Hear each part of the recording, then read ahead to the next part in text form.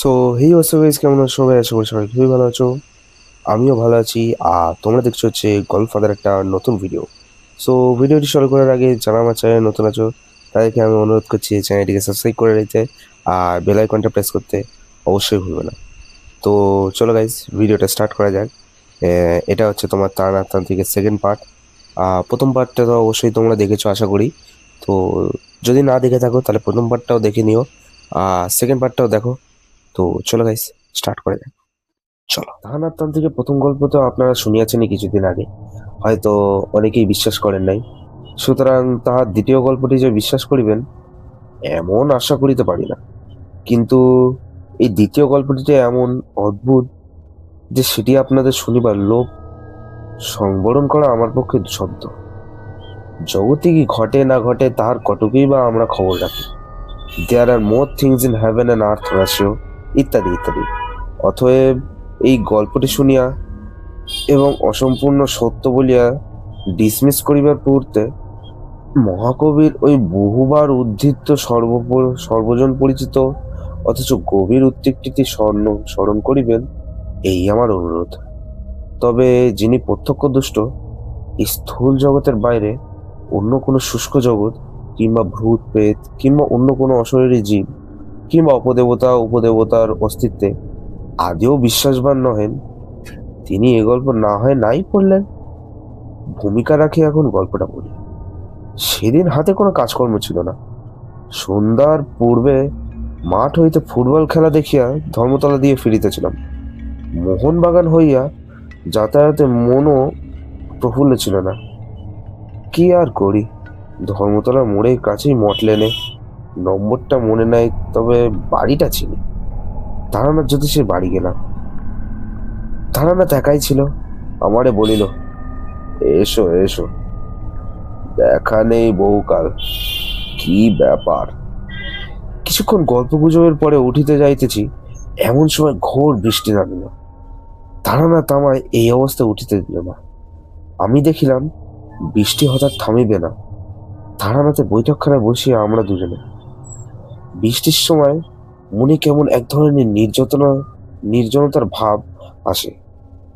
বৃষ্টি না থাকিলে মনে হয় সরশুদ্ধ লোক বৃদ্ধি আমার ঘরে আসিয়া ভিড় করিবে। কেহ না আসিলেও মনের ভাব এইরূপ থাকে। কিন্তু বৃষ্টি নামিলে মনে হয় এই বৃষ্টি মাথায় কেউই আসবে না। সুতরাং আমার ঘরে আমি একা। তারানাথের ঘরে বসিয়াও সেদিন মনে হইল আমরা দুজনে ছাড়া সারা কলিকাতা শহরে যেন কোথাও কোনো লোক নাই। সুতরাং মনের ভাব বদলাইয়া গেল। এদিকে সন্ধ্যা নামিল। জীবনের অদ্ভুত ধরনের অভিজ্ঞতার কাহিনী বলিবার ও শুনিবার প্রবৃত্তি উভয় জাগিল। ঘোর বৃষ্টিমুখ আসার সন্ধ্যায় আমরা মোহনবাগানের শোচনীয় পরাজয়, ল্যাংড়া আম অতিরিক্ত সস্তা হওয়ার ব্যাপার, চৌরাঙ্গি মোড়ে ও এলাকার বাস দুর্ঘটনা প্রভৃতি নানা রূপ কথা বলিতে বলিতে হঠাৎ কোন সময় নারী প্রেমের প্রসঙ্গে আসিয়া পড়িলাম।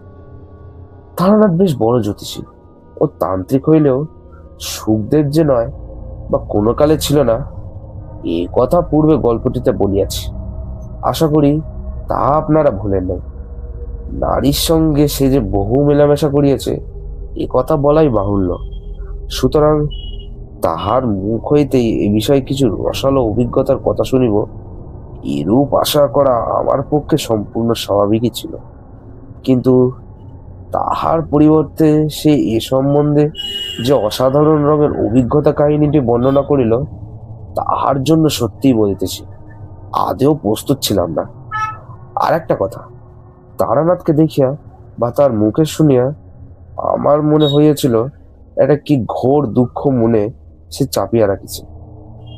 অনেকবার তন্ত্রশাস্ত্রের কথাবার্তা বলিতে গিয়া যেন কি একটা বলি বলি করিয়াও বলে নাই। আজ বুঝিলাম তারানাথ তান্ত্রিকের জীবনে অনেক কাহিনী সে আমার কাছে কেন কাহারও আছে বলে নাই।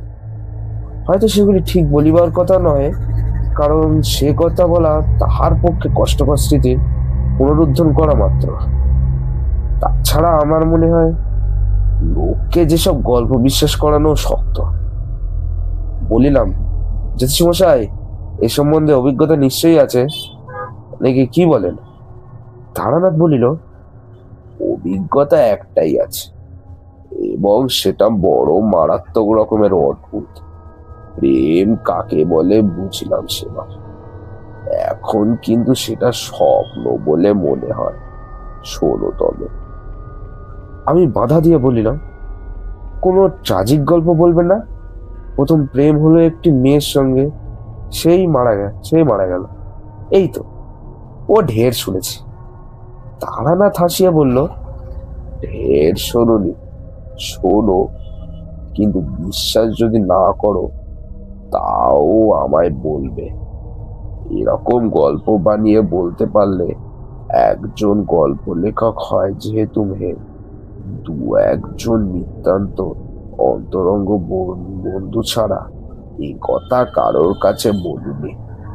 ঠিক এই সময় বাড়ির ভিতর হইতে তারানাথের বড় মেয়ে চারু ওরফে চারি ধূপ পেয়ালা গরম চা ও দুখানি কড়িয়া পরোটা ও আলু ভাজা আনিল। চারি 10 বছরের মেয়ে, তারানাথের মতোই গায়ের রং, বেশ উজ্জ্বল, মুখ চোখ মন্দ না। আমারে বলিল, কাকাবাবু, লেসের কাপড়টা ছবিটা আনলেন না? চারির কাছে কথা দিয়া রাখিছে, ধর্মতলার দোকান হইতে তাহার উল বোনার জন্য একটা ছবি ও প্যান্টার্নের নকশা কিনিয়া দেব। বলিলাম, আজ ফুটবলে ভিড় ছিল, কাল এনে দেবো ঠিক। চারি দাঁড়াইয়াছিল। তারানাথ বলিল, যা, তুই চলে যা, দুটো পান নিয়ে আয়। চলিয়া গেলে আমার দিকে চাহিয়া বলল, ছেলেপিলের সামনে সেসব গল্প, চাটা খেয়ে নাও, ওটা খানা না না ফেলতে পারবে না। ম্যান, তোমরা এখন খাওয়ার বেলা পরে তারানাথ বলিতে আরম্ভ বৃষ্টির জলে হাত দিয়ে বীরভূমের শ্মশানে যে পাগলির অদ্ভুত কাণ্ড সেবার গল্প করেছিলাম, তার ওখান থেকে তো চলে এলাম সেই কাণ্ডের পরে। কিন্তু তন্ত্রশাস্ত্রের প্রতি আমার একটা অত্যন্ত শ্রদ্ধা হয়ে গেল তারপর থেকে। নিজের চোখে যা দেখলুম তা তো আর বিশ্বাস না করে পারি না।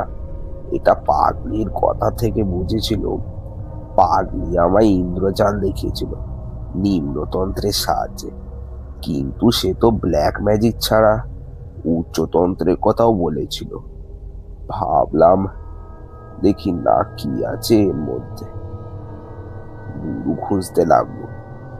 খুঁজলে কি হবে, ও পথের পথিকদের দর্শন পাওয়া অত্যন্ত দুর্লভ। এই সময় বহু স্থান ঘুরে বেরিয়ে আমার দুটি মূল্যবান অভিজ্ঞতা হলো। প্রথম, ধনী চালানো সাধুদের সঙ্গে শতকরা নিরাময় জন ব্যবসাদার। ধর্ম জিনিসটা এদের কাছে একটা বেচা কেনার বস্তু। ক্রেতাকে ঠকবার বিপুল কৌশল ও আয়োজন এদের আত্মঅধীনে। দ্বিতীয়, সাধারণ মানুষ অত্যন্ত বোকা, এদের ঠকানো খুবই সহজ, বিশেষত ধর্মের ব্যাপারে। যাক ওসব কথা। আমি ধনী চালানোর ব্যবসাদার সাধু অনেকে দেখলুম, ইনসিওর্সে দালাল দেখলুম, দেবী ওষুধের মাদুলি বিক্রেতাকে দেখলুম, সাধু বেশি ভিক্ষুক দেখলুম, সত্যিকার সাধু একটাও দেখলুম না। এই অবস্থায় বরাকর নদীর ধারে শালবনের মধ্যে একটি ক্ষুদ্র গ্রামের সীমায় একটি মন্দিরে একদিন আশ্রয় নিয়েছি। শীতকাল। আমি বনের ডালপালা কুড়িয়ে আগুন করবার জোগাড় করতে যাচ্ছি। এমন সময় একজন শ্যামবর্ণ ঋজু ও দীর্ঘাকৃতি পৌর সাধু দেখি একটা পুতুলি বগলে মন্দিরে ঢুকেছেন। আমি গিয়ে সাষ্টাঙ্গে প্রণাম করলুম। সাধুটি বেশ মিষ্টভাষী বললেন, তুই যে দেখেছি বড় ভক্ত, কি চাস এখানে?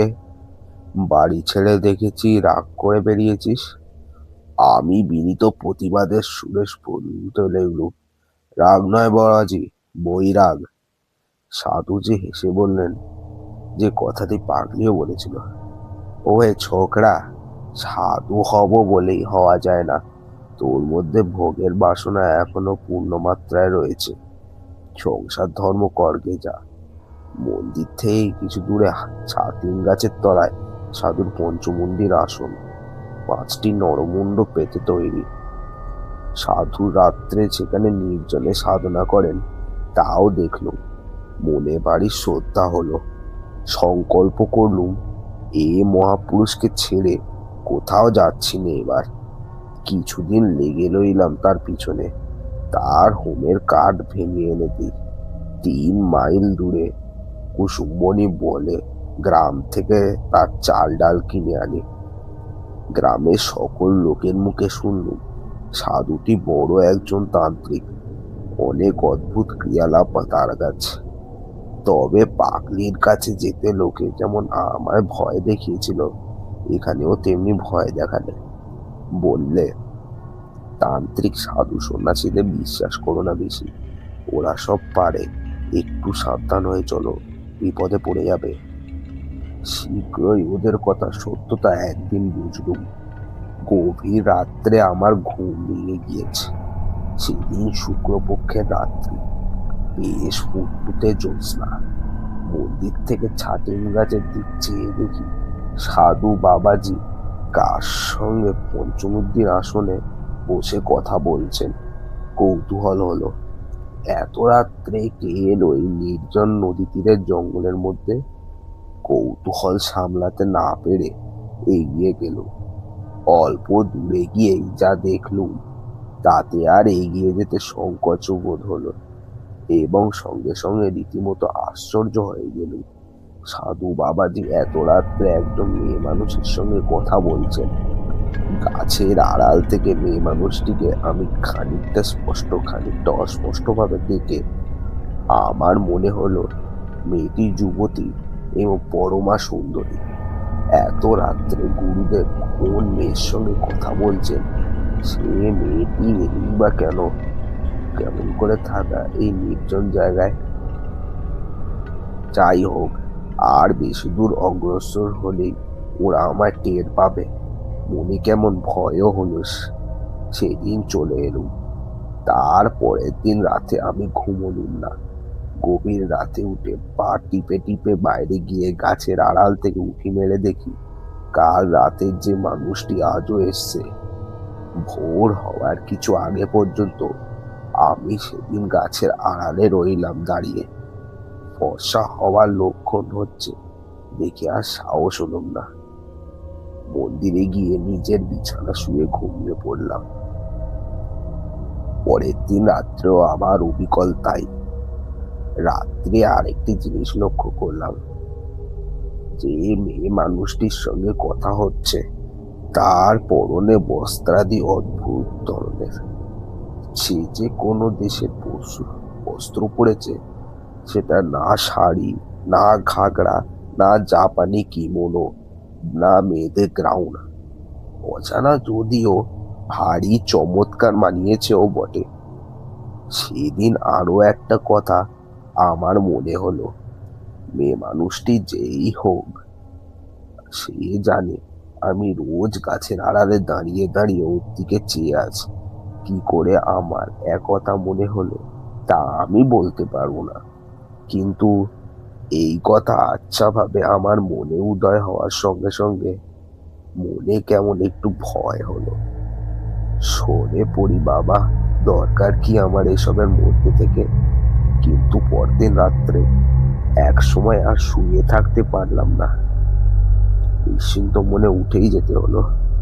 সেদিন আর জিনিসটি লক্ষ্য করলাম, মেয়ে মানুষটি যখন থাকে তখন এক ধরনের খুব মৃদু সুগন্ধ যেন বাতাসে পাওয়া যায়। এই কদিনও এই গন্ধটাই পেয়েছি, কিন্তু ভেবেছিলুম কোনো বন্য ফুলের গন্ধ হয়তো। আজ বেশ মনে হলো এই গন্ধের সঙ্গে ওই মেয়েটির উপস্থিতি একটা সম্বন্ধ বর্তমান। এই রকম চললো আর দিন 10-12। তারপরে সাধুর ডাক এলো। সাধুজি প্রথমে রাজি হয়নি। এক গাড়োয়ালি জমিদার বাড়িতে তাদের লোক ফিরে গিয়েছিল সংস্থান করার জন্য। তৃতীয়বারে জমিদারের ছোট ভাই নিজে পালকি নিয়ে এসে সাধুকে অনেক খোসামত করে নিয়ে গেলেন।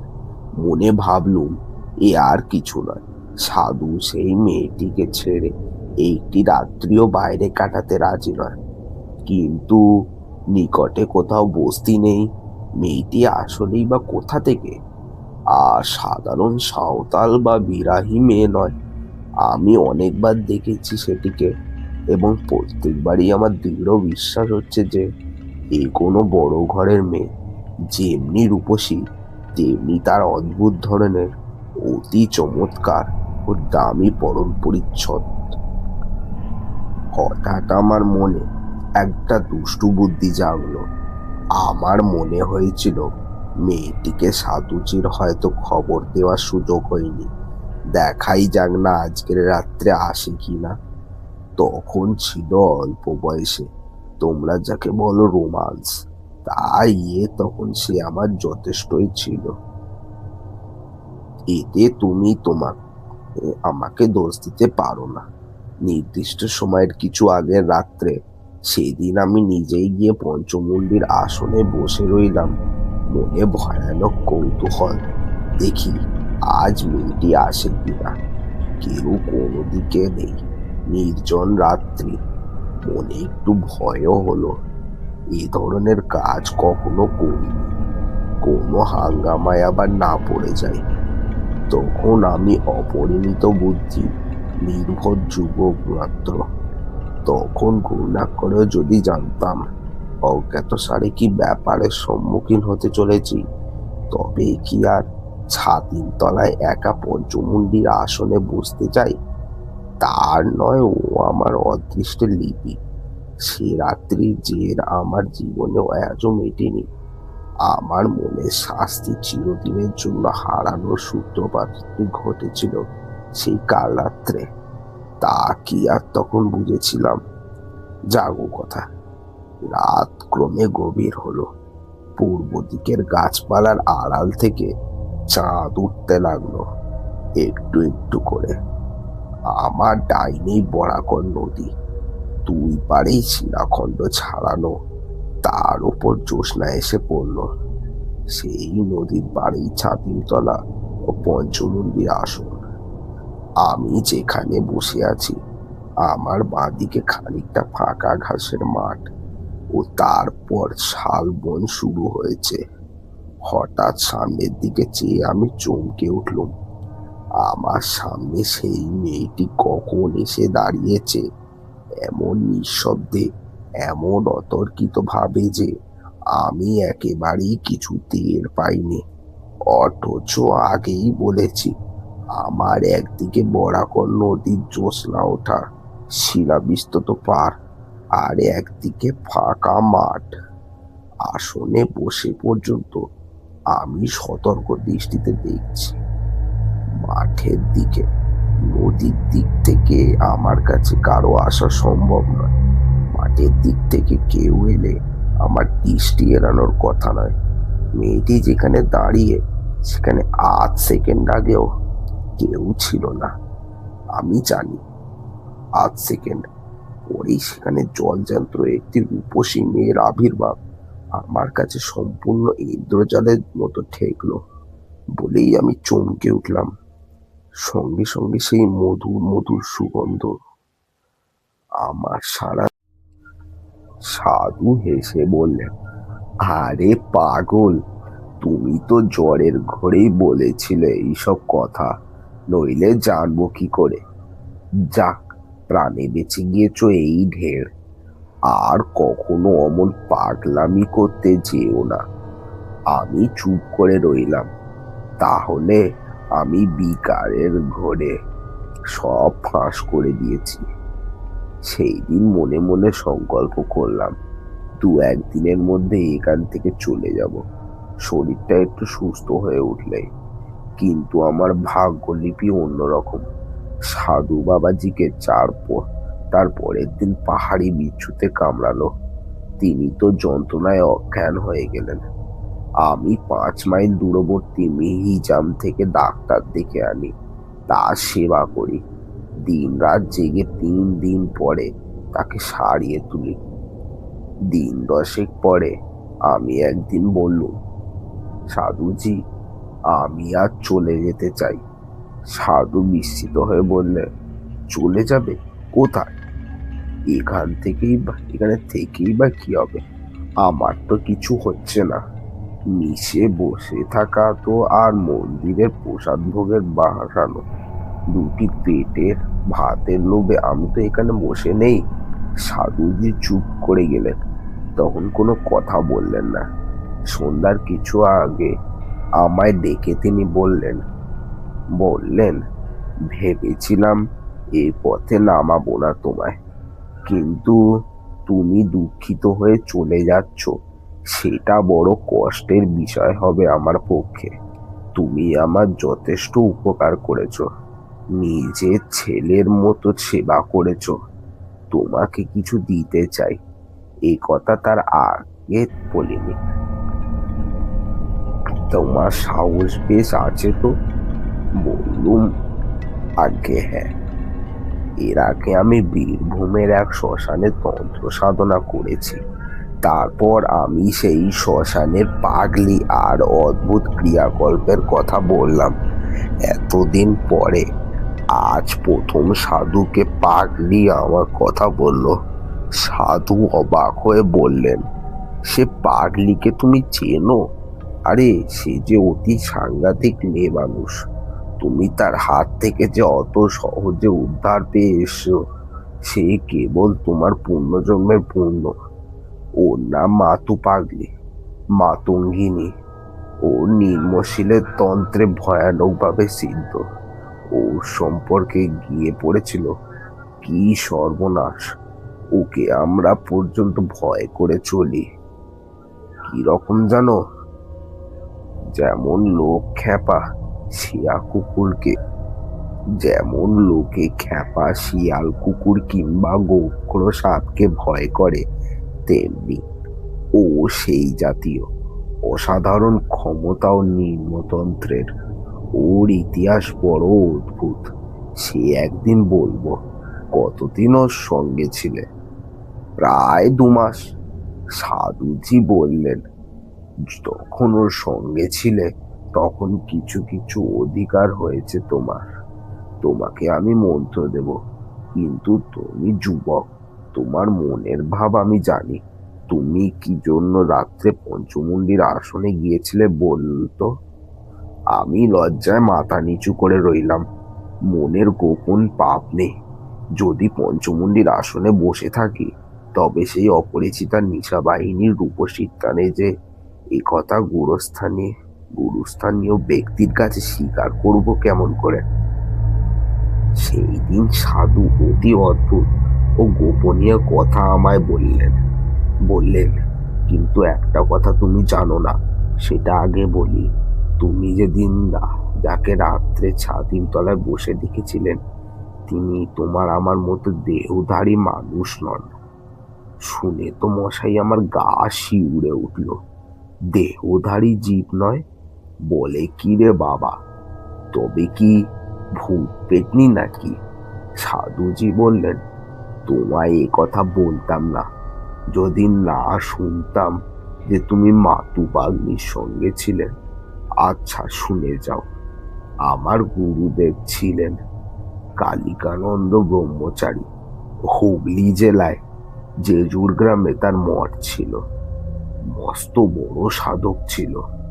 কুণ্ডালব আর মহাডামর, এই দুই শ্রেষ্ঠ তন্ত্রে তার সমান অধিকার ছিল। মহাডামরের তন্ত্রের একটি নিম্ন শাখার নাম ভূতডামর।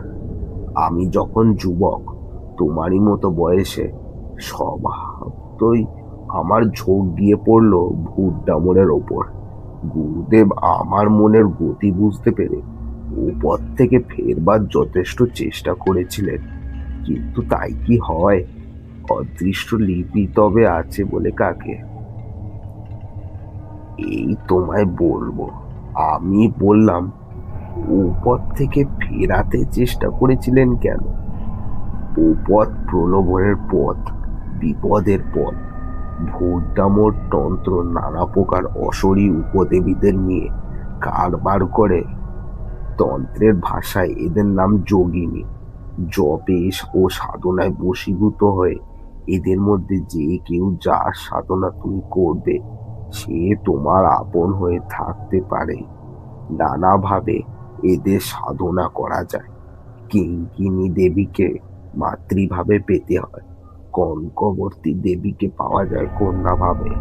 কিন্তু বাকি সব যোগিনীদের যে কোনোভাবে সাধনা করা যায় এবং যে কোনোভাবে পেতে পারা যায়।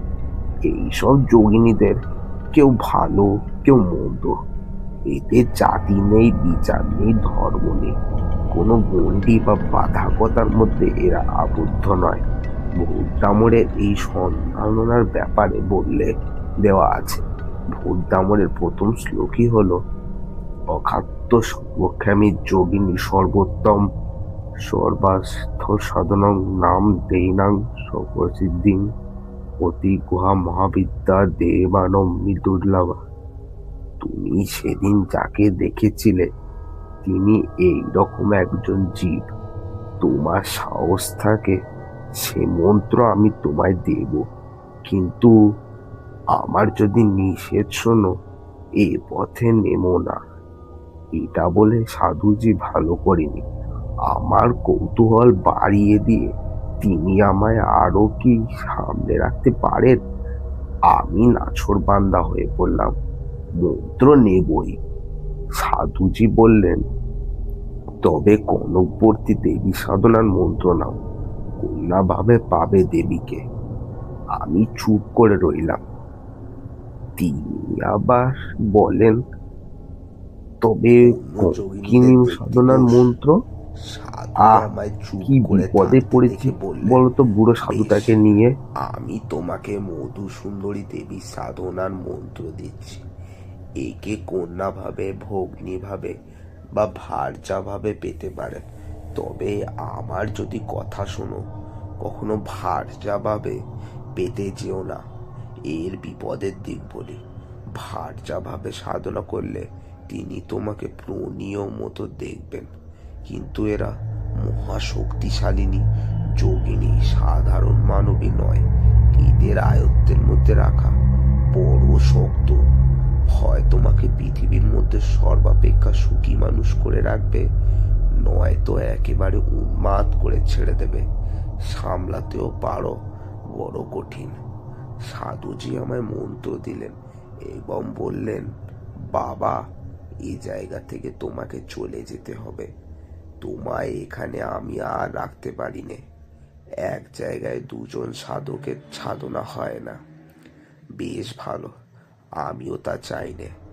আমার ভয় ছিল হয়তো সাধুজি মাতু পাগলির মতো হিপনোটিজম জানে এবং খানিকটা অভিভূত করে যা তা দেখাবে আমারে। তারপর আমি আমি তারানাথের কথায় বাধা দিয়া বলিলাম, কেন, আপনি যে সচক্ষে পঞ্চমুণ্ডির আসনে কি মূর্তি দেখেছিলেন, তখন তো সাধু সেখানে ছিলেন না। তারপর আমার টাইফয়েড জ্বর হয়ে বলিনি, হয়তো পঞ্চমুণ্ডির আসনে যখন বসে তখনই জ্বর আসছে। সেই সময় জ্বরের পূর্বাবস্থায় অসুস্থ মস্তিষ্কে কি বিকার দেখে থাকবো? হয়তো চোখের ধাঁধা। জ্বর ছেড়ে উঠে এ সন্দেহ আমার মনে হয়েছিল, সত্যি বলছি। যাক সে কথা। তারপর ওখান থেকে চলে গেলাম বরাকর নদীর ধারে আর একটা নির্জন জায়গায়। ওখান থেকে 5-6 মাইল দূরে একটা গ্রাম ছিল কিছু দূরে। থাকতাম গ্রামের বারোয়ারি ঘরে। গ্রামের লোকে যে যা দিত তাই খেতাম। আর সন্ধ্যার পরে নদীর ধারে নির্জনে বসে মন্ত্র জপ করতাম। এইরকম 1 মাস কেটে গেল, 2 মাস গেল, 3 মাস গেল, কিছুই দেখিনে। মন্ত্রের উপর বিশ্বাস কমেই যেন কমে যাচ্ছে। তবু মনকে বোঝালাম 6 মাস পরে পূর্ণাহুতি ও হোম করার নিয়ম বলে দিয়েছিল সাধুজি। তার আগে কিছু হবে না। 6 মাসও পূর্ণ হলো। সাধুজি যেমন করে বলে দিয়েছিলেন ঠিক সেই সব নিয়ম পালন করলাম। পদ্মাসন সমস্তায় মহৎসেতান্নম সমত্তম অভিনসান্যে পর্বশুভে সংস্পর্শ মধুসুন্দরী। কড়াকড় নদীর তীরে বসে ভাত রাঁধলুম, কই মাছ পুরোলুম, আঙুট কলার পাতায় ভাত ও পোড়া মাছের নৈবেদ্য দিলাম। ডুমুরের সমিত দিয়ে বালির ওপর হোম করে ওং টং চং ঝাং ইং ফং মধুসূদনে নমঃ এই মন্ত্রে আরোই দিলাম। জাতির ফুলে মাতা নিলন নিতান্ত দরকার। কত দূর থেকে খুঁজে জাতি ফুলের মালা এনেছিলাম। তার মালা ও চন্দন আলাদা কলার পাতায় রেখে দেবীর উদ্দেশ্যে নিবেদন করে ধ্যানে বসলাম। সারা রাত কেটে গেল। বললাম, কিছু দেখলেন? কর্কশ পরিবেদনা। ঘি, চন্দন, মিষ্টি কিনতে কেবল কতগুলো পয়সার সাধ্য হয়ে গেল। ধ্যান জপ হোমে কিছুই ফল হলো না। রাগ করে টান মেরে সব নৈবেদ্য ফেলে দিলাম নদীর জলে। বেটা সাধু বিষম ঠকিয়েছে। কোনো বেটার কোনো ক্ষমতা নেই। যেমন মাতু পাগলি তেমনি এ সাধু। তন্ত্র সন্ত্র সব বাজে, খানিকটা হিপনোটিজম জানে, তার বলে মুখ্য গ্রাম লোকে ঠকিয়ে খায়। এসব ভাবি বটে, জবটা কিন্তু ছাড়তে পারিনি। অভ্যেস মতো করতেই যাই। ওটা যেমন একটা বদ অভ্যাসে দাঁড়িয়ে গিয়েছিল। এইভাবে আরো 4-5 মাস কেটে গেল। একদিন সন্ধ্যার পরে, রাত তখন হয়েছে সবে 8 ঘন্টাও হয়নি, আমি একটা গাছের তলায় বসে জব করছি। অন্ধকার হলেও ঘুম হয়নি তখনও। হঠাৎ তীব্র কস্তুরীর গন্ধ অনুভব করলাম বাতাসে। বেশ মন দিয়ে শুনে যাও, এক বর্ণ মিথ্যে বলিনি। যা যা হলো একটার পর একটা বলছি, শোনো মন দিয়ে। কস্তুরীর গন্ধটা যখন সেকেন্ড 4-5 পেয়েছি, তখন আমার সেদিকে মন গেল। ভাবলুম, এ দেখছি অবিকল কস্তুরীর গন্ধ। বাহ, পাহাড়ের জঙ্গলে কত সুন্দর অজানা বন ফুলিয়ে আছে।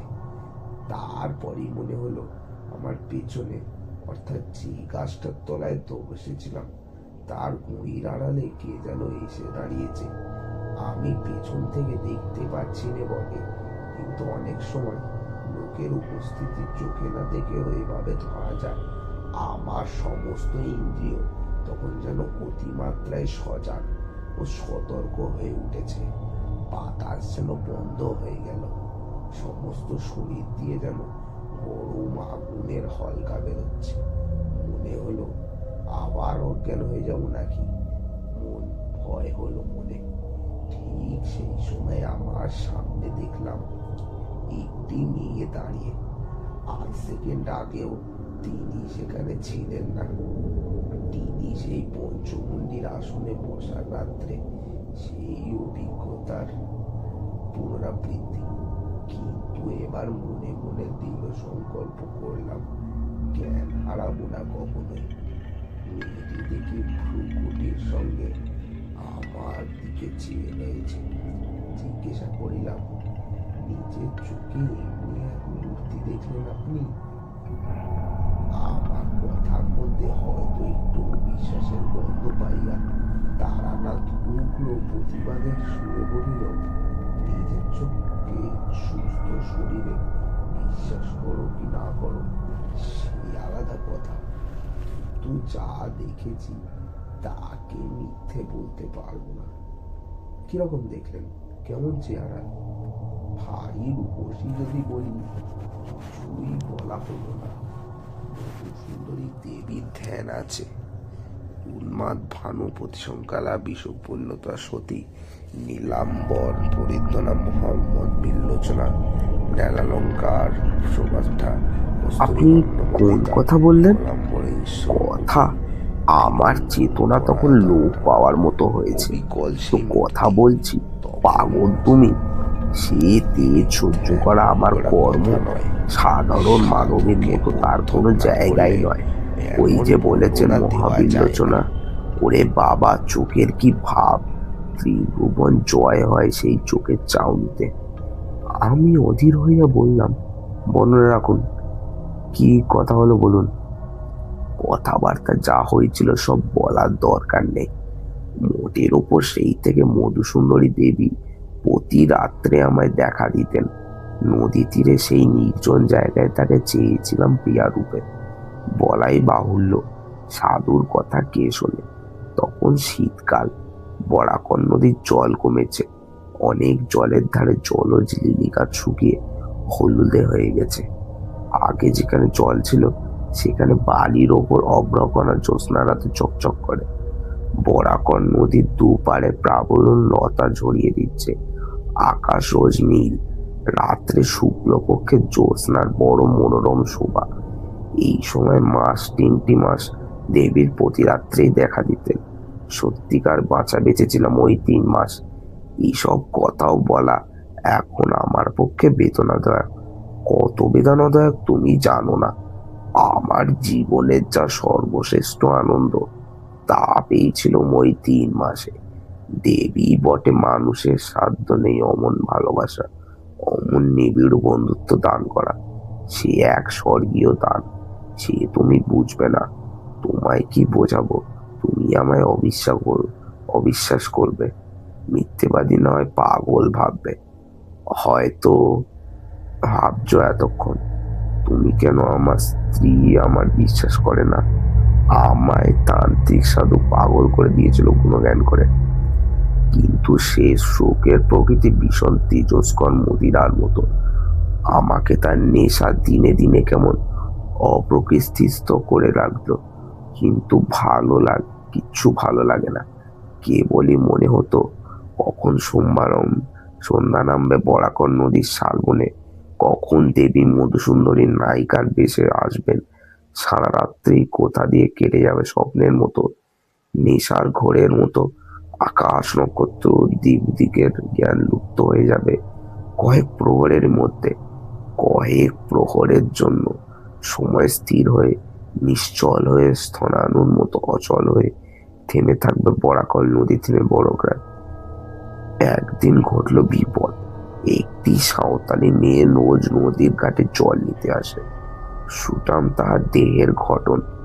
নিকটের বস্তিতেই তার বাড়ি। অনেক দিন থেকে তাকে দেখছি, সেও আমাকে দেখছে। সেদিন জল নিয়ে ফিরে যাচ্ছে।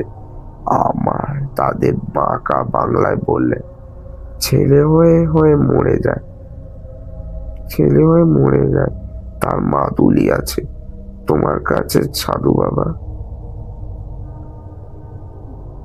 এমন ভাবে করুণ সুরে বললে আমার মনে দয়া হলো।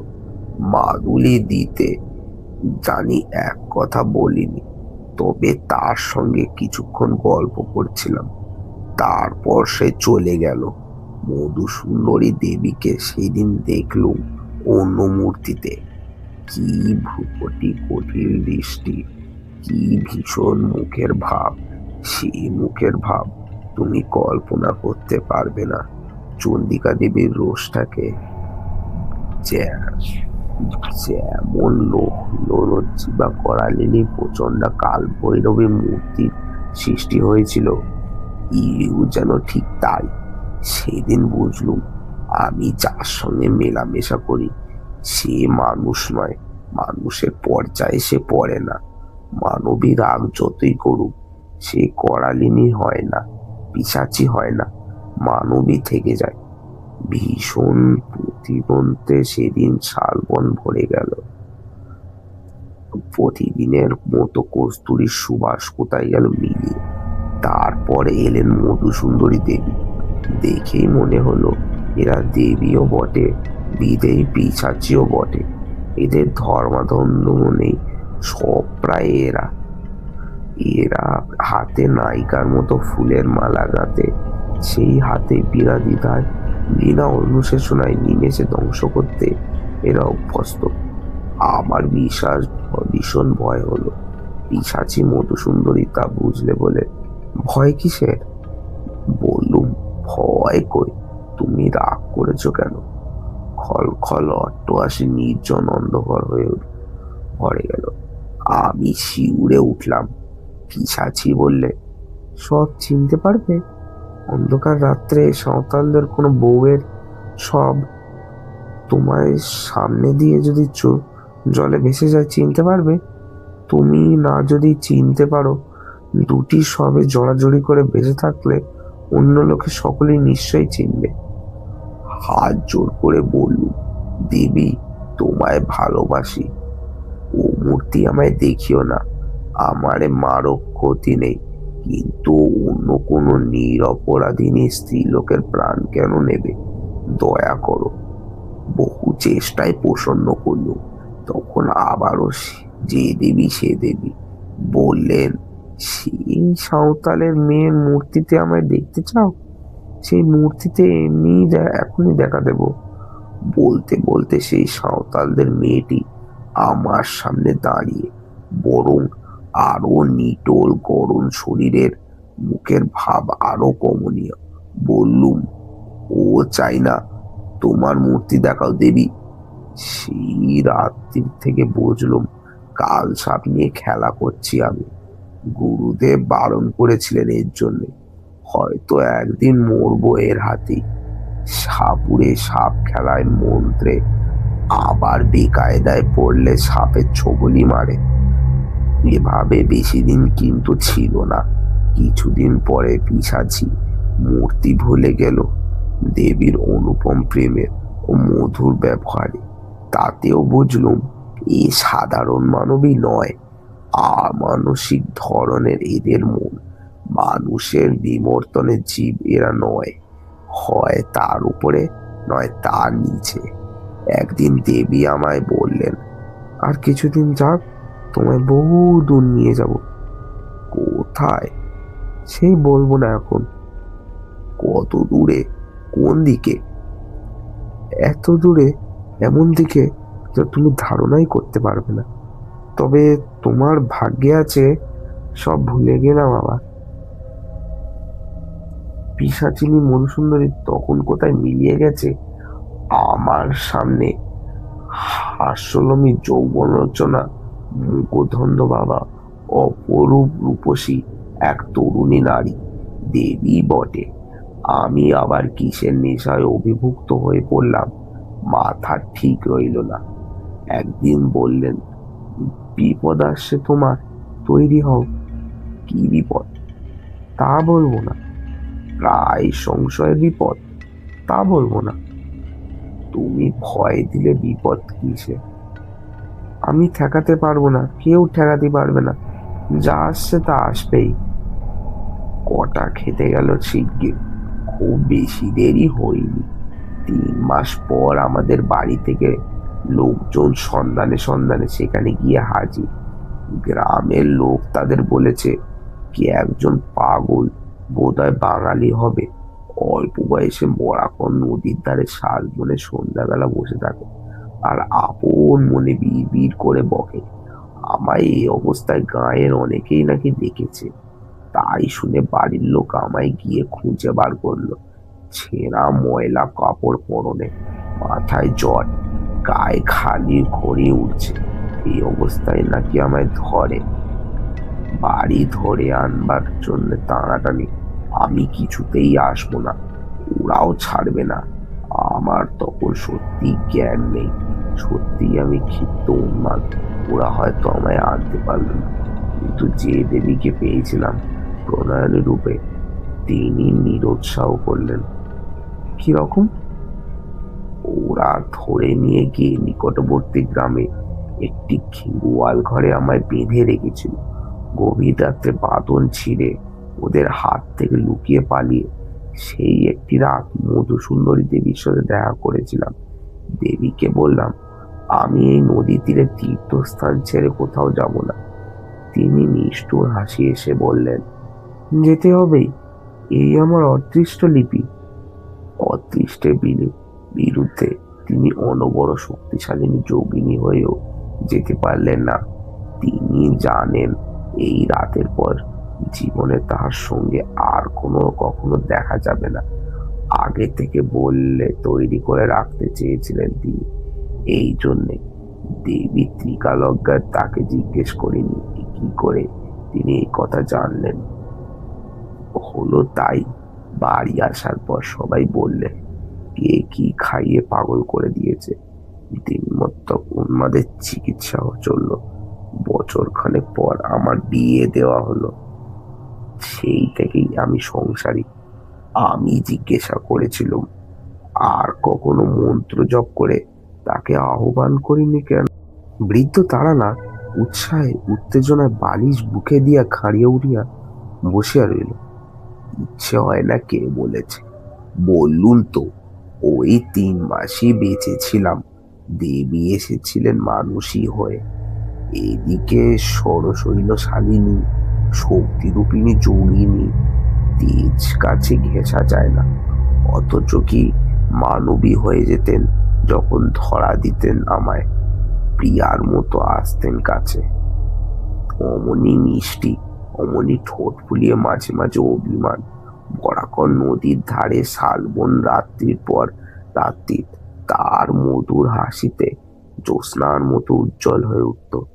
এমনই কত রাত ধরে এক এক সময় ভ্রম হয়ে তিনি সত্যি মনস্বী হলেন।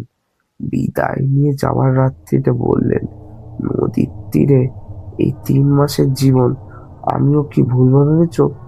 আমার পক্ষে সুলভ নয় এ। ভেবো না, আমরা খুব সুখী। আমাদের মতো সঙ্গীহারা বন্ধুহারা জীব কোথায় আছে? প্রেমের কাঙাল আমরাও। কতদিন পরে একজন মানুষে আমাদের সত্যিকারের চাওয়া চায়। আমরা তার জন্য আমাদের যেন মন সর্বদা তৃষিত হয়ে থাকে। কিন্তু তাই বলে নিজের সহজলভ্য করতে পারিনি। আগ্রহ করে যে না চায় তার কাছে যাইনি। সে আমায় প্রেমের মূল্য দেবে না, নিজেও আনন্দ পাবে না। যা কিনা পাওয়া যায় বন্ধু চেয়ে পাওয়ার পরে, কিন্তু আমায় অষ্টলিপি কোথাও চিরদিন থাকতে পারি কিনা ঘটে যায়।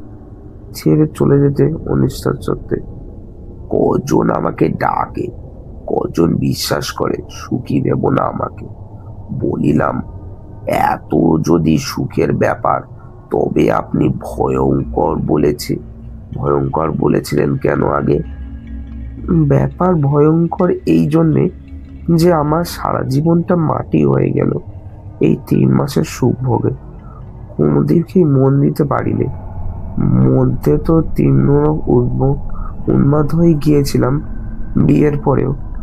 তারপরেও সেরে সামলে উঠতে এই জ্যোতিষীদের ব্যবসা আরম্ভ করে যা হয় এরকম সেও দেবীর দয়া। তিনি বলেছিলেন জীবনে কখনো অন্য কষ্টে আমাকে পড়তে হবে না। পড়তে কখনো হয়নি, কিন্তু উঠতেই কি আর আনন্দ যায় জীবনে? তারানাথ গল্প শেষ করিয়া বাড়ির ভিতরে যাইবার জন্য উঠিল। আমিও বাহির হইয়া ধর্মতলার মোড়ে আসিলাম। এত অদ্ভুত অবাস্তবত জগৎ হইতে বিশ্ব শতাব্দীর বাস্তব সত্যতা জগতে আসিয়া যেন হাত ছাড়িয়া বাঁচল। যতক্ষণ তারানাথ গল্প বলিয়াছিল ততক্ষণ ওর চোখ মুখের ভাব ও গলার স্বরে গল্পের সততা সম্বন্ধে অবিশ্বাস জাগি নাই। কিন্তু ট্রামে উঠিয়াই মনে হইল। সো গাইজ, এটা হচ্ছে তোমার তারানাথ তান্ত্রিকের দ্বিতীয় পার্ট ছিল, মানে হচ্ছে তোমার এপিসোড 2। তো কেমন লাগলো অবশ্যই তোমরা কমেন্টে জানাবে। আর যদি ভালো লাগে অবশ্যই একটা লাইক করে চ্যানেলটাকে সাবস্ক্রাইব করে দেবে, কারণ এগুলো আমার করতে অনেকটা সময় লাগে আর অনেকটা মানে অসুবিধার মধ্যেও পড়তে হয় এগুলো করতে গেলে। তো চলো গাইজ, ভিডিওটা এখানেই এন্ড করছি। কেমন লাগলো অবশ্যই জানাবে।